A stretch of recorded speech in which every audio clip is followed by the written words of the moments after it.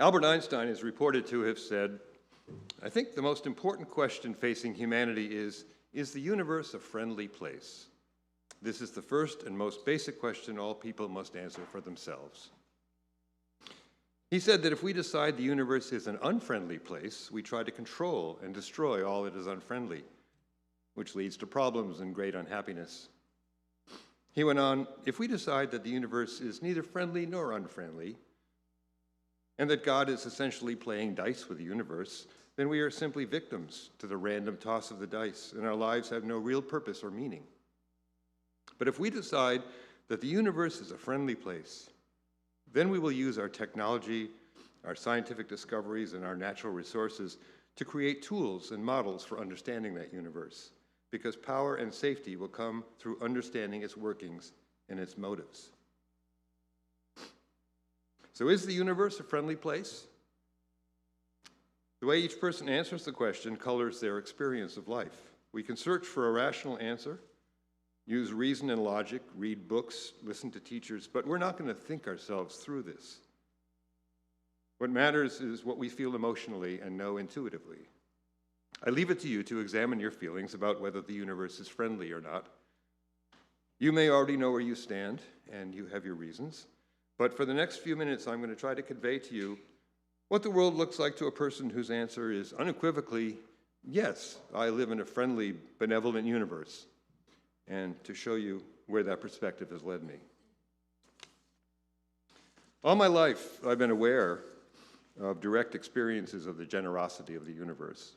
Often these took the form of coincidences, when seemingly randomly I received exactly what I needed when I needed it.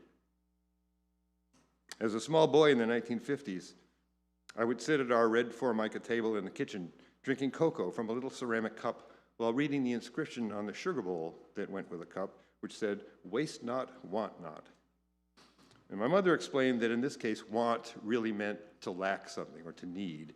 And so the words were confusing, but the distinction between wants and needs was an important lesson in itself. But with this additional information, I came to interpret waste not, want not to mean don't spill the sugar or someday you won't have it when you need it. This seemed sensible and purely a matter of physical reality. As I grew more aware of the world around me, my interpretation morphed into more of a superstition, or a childlike understanding of karma, and a strong hunch that something mysterious was going on. Eventually, this resolved into, if you take care of things responsibly, you will get what you need from somewhere. I was deeply interested in the source of the good fortune. It seemed to be outside the realm of science, but since I was studying to become a scientist, I kept that to myself. Meanwhile, I had some experiences that convinced me that sometimes you are given exactly what you need for no apparent reason. For example, I got into a fender bender with my dad's car in the high school parking lot. The insurance deductible, which he expected me to pay, was $50, which would take me nearly a month to earn at my job shelving books in the public library. So I was looking at an extended period of serious poverty, $50. Next day, I took part in a high school science bowl, and the first question was, what is the other class of warm-blooded animals besides mammals? So I hit the buzzer and answered correctly, birds. And my team went on to win first prize, and each of us took home a check for $50. $50. Lucky coincidence. Isn't the world cool? So a few months passed. I applied to colleges and was anxiously awaiting the results. I'd already been accepted at my second and third choice, but my first choice was Cornell, because my high school sweetheart, Bet, was going to Cornell, and my first priority was to be with her. And my mom and dad had already pointed out to me that a year at Cornell cost $3,000 more than the other two schools. And that was more than the average price of a new car in those days. It was a huge hurdle for our household. So we're sitting around that red Formica table in the kitchen when I opened a letter from Cornell, and I was accepted. And my mom and dad were real pleased for me, but they told me again, sadly, that Cornell cost $3,000 more than we could afford. So then I saw another envelope on the table from Cornell, and I opened it up, and it was a letter informing that I'd been awarded a $3,000 grant for my first year. Another lucky coincidence? This one was a life-changing event. I wouldn't be here, and Bet wouldn't be with me if it hadn't been for that second envelope. So from these and other less eventful experiences in my formative years, you can understand that I developed an understanding that we live in a generous universe. Somehow the universe provides what we need if we respect the gift and don't waste it. That sense or knowledge has stayed with me all my life, and as I'll explain, it has become the core of my spiritual practice. My recognition that I live in a generous universe is consistent with spiritual wisdom from many sources. In the Christian tradition, in 2 Corinthians, we read, "And God is able to make all grace abound to you, so that having all sufficiency in all things at all times, you may abound in every good work." And in the Jewish tradition, the author of Psalm 104 says to the Supreme Being, "You make springs pour water into the ravines, so streams gush down from the mountains. They provide water for all the animals, and the wild donkeys quench their thirst. The birds nest beside the streams and sing among the branches of the trees. You send rain on the mountains from your heavenly home, and you fill the earth with the fruit of your labor. You cause grass to grow for the livestock and plants for people to use. You allow them to produce food from the earth, wine to make them glad, olive oil to soothe their skin, and bread to give them strength," and so on. For many indigenous peoples throughout the world, pretty much everything that exists is a sacred gift. Rainn Wilson, in his recent book, Soul Boom, Why We Need a Spiritual Revolution, quotes Luther Standing Bear, 1868 to 1939, as saying, "Only to the white man was nature a wilderness, and only to him was it infested with wild animals and savage people. To us it was tame.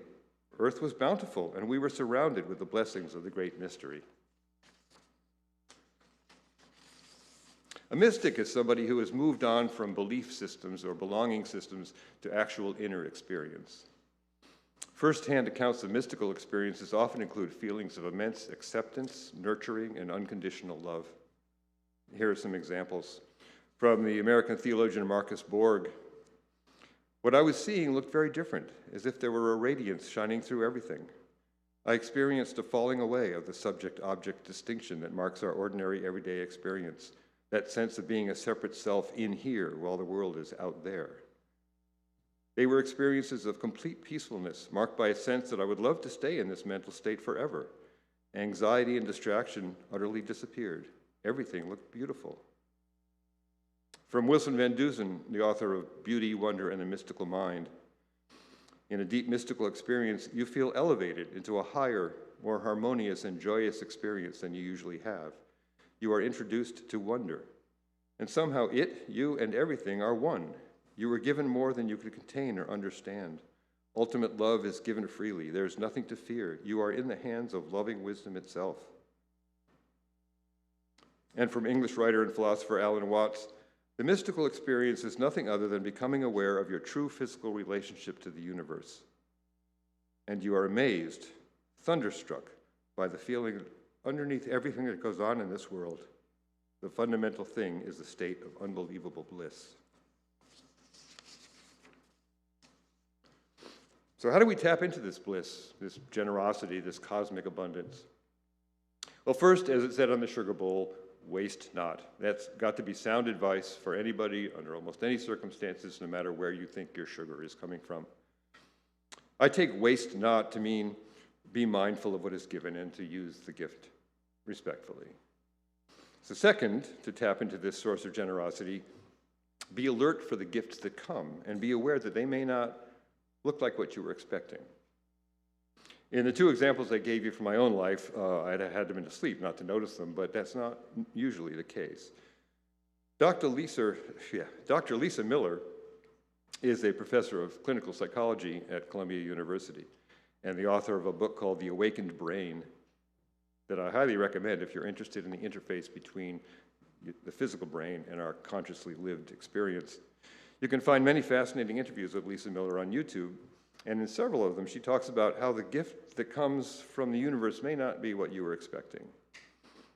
To make the point, she asks us to think about some time in your life when you knew what you wanted, maybe a better job, a nicer house, a partner, and you thought you had checked all the boxes to get it, but when you reached out to open that red door to happiness, it was stuck.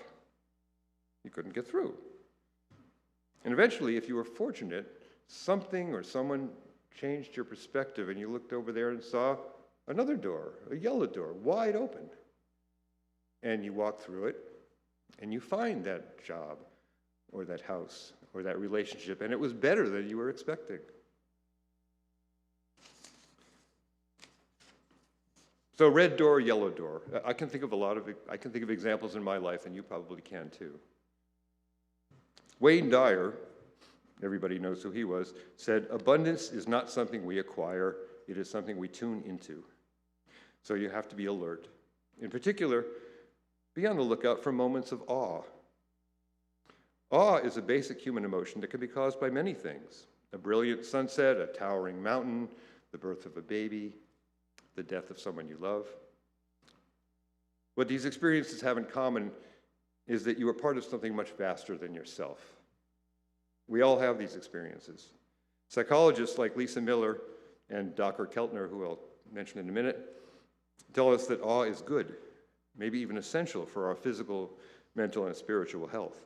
Moments of awe are gifts from the generous universe.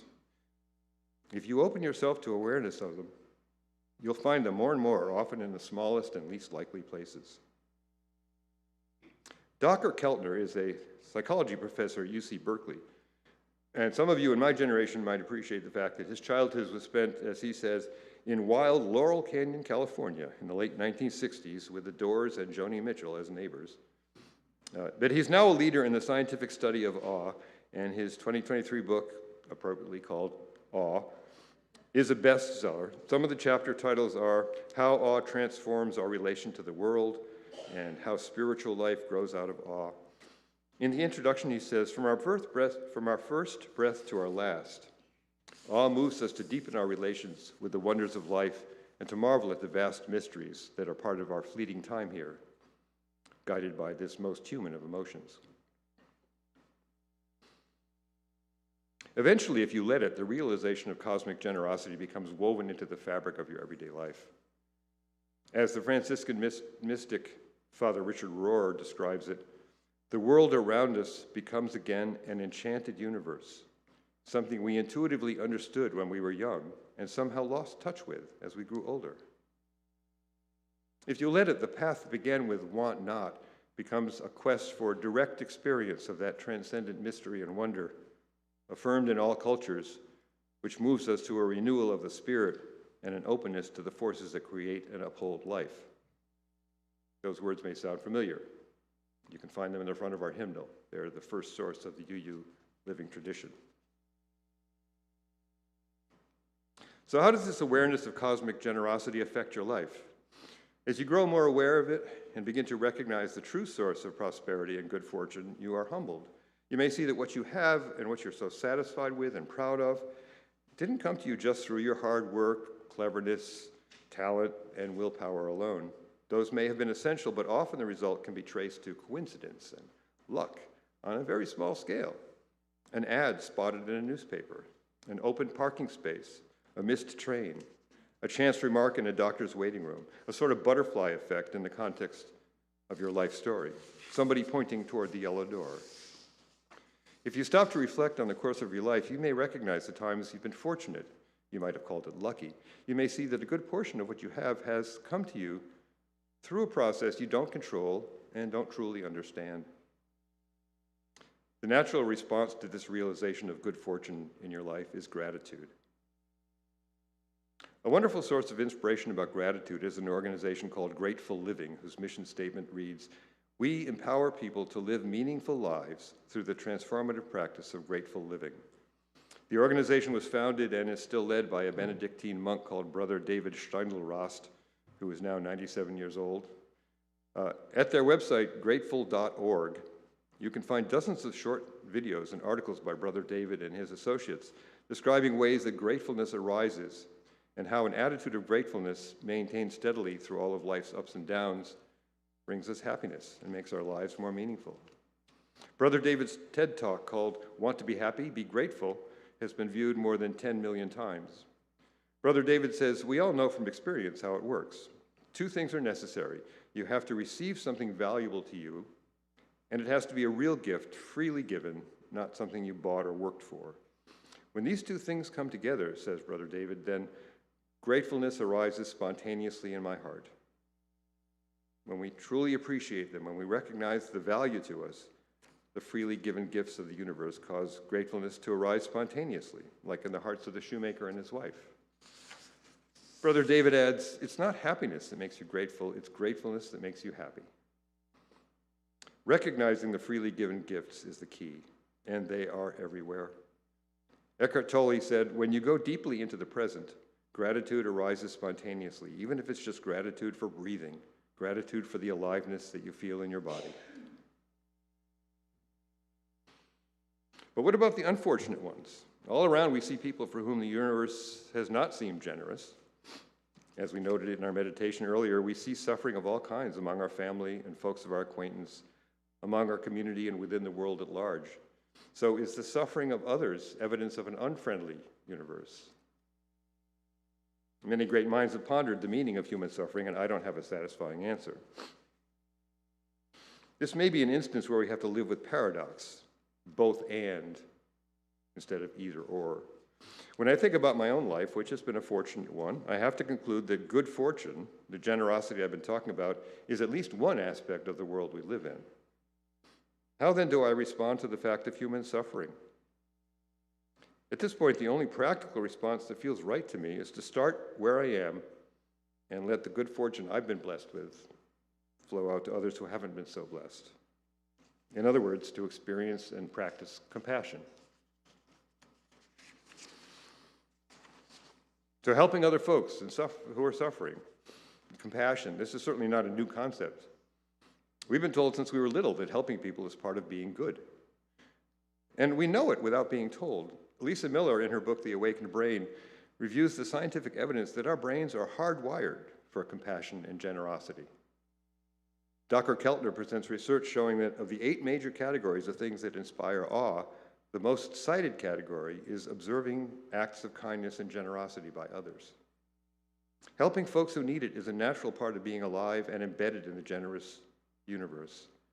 Helping people who are suffering, compassion, isn't just an ethical responsibility or a moral code that's been handed down to us. It's an inner urge, a movement of the spirit, fueled by gratitude for the gifts we've received and continue to receive every day, an urge to share what has been given to us. When we are lifted by the generosity of the universe, generosity of spirit is our natural response. With confidence in the generosity of the universe, we can give freely because what we need will continue to be provided to us. Gifts will continue to pour forth if we live mindfully. So to recap, the universe can be generous, but gifts from the universe don't always come when you expect them or take the form you have in mind. Once you get used to this, vigilance and openness to the unexpected become a daily attitude. You stay alert. Try to recognize what you were being given and accept it gratefully. You also learn through sometimes bitter experience to discern real gifts from the illusory ones that your ego has invented for its own purposes. Father Richard Rohr, the Franciscan mystic, says, when we believe in a deep way that life is good, God is good, and humanity is good, we do exciting and imaginative things because we are confident that we are part of a storyline that is going somewhere good. When you recognize the generosity of the universe, gratefulness, compassion, and generosity become the core of your daily spiritual practice, along with openness to the transcendent mystery and wonder, and openness to everyday awe. As you practice awareness of a generous universe, your moment-by-moment first-person experience takes on a warm glow, a delight, joy, peace, a recognition that you are part of something larger than yourself, which is the definition of spirituality. Bathed in this glow, you see that everything you have is just passing through your hands. Joy and compassion move you to share it. And when you do, you become an agent of the universe. Could human experience have any greater meaning than that?